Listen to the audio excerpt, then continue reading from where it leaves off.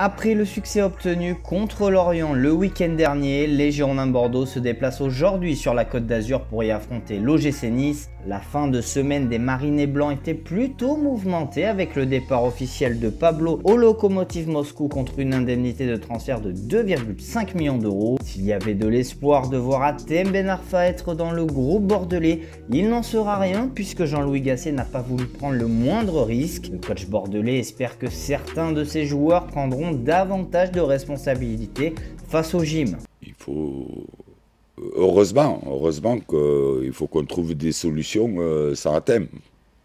Heureusement qu'il faut que les joueurs se prennent en charge. On peut pas asseoir toute notre animation offensive sur un joueur.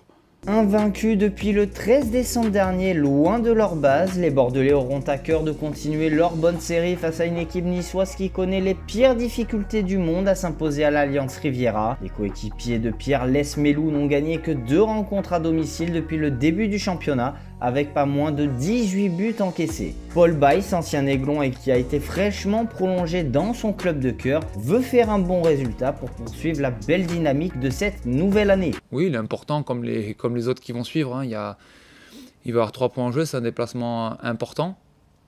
Et ouais, il faut aller chercher quelque chose, on va pas se cacher. Il faut aller chercher quelque chose là-bas. Et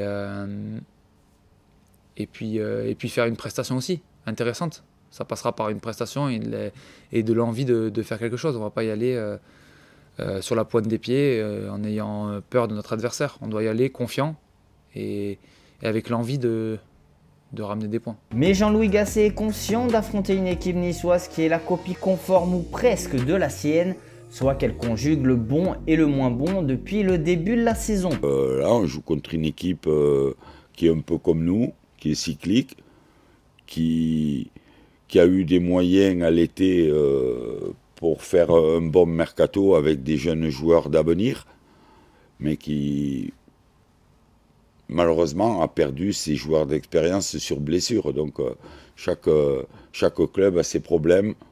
On va essayer, nous, d'aller faire un très bon résultat là-bas. Bordeaux sait donc ce qu'il lui reste à faire pour rester invaincu en cette année 2021, même si les déplacements dans le sud-est n'ont pas été très reluisants cette saison. Pour rappel, les Bordelais s'étaient inclinés lourdement à Marseille et Monaco lors de la phase aller. À voir si les Marinés Blancs auront retenu les leçons du passé. Élément de réponse autour de 17 h. Merci à toutes et tous de nous avoir suivis dans ce 2e numéro de Jour J. On se laisse avec la composition probable des Girondins de Bordeaux contre l'OGC Nice. On se retrouve très vite sur la chaîne.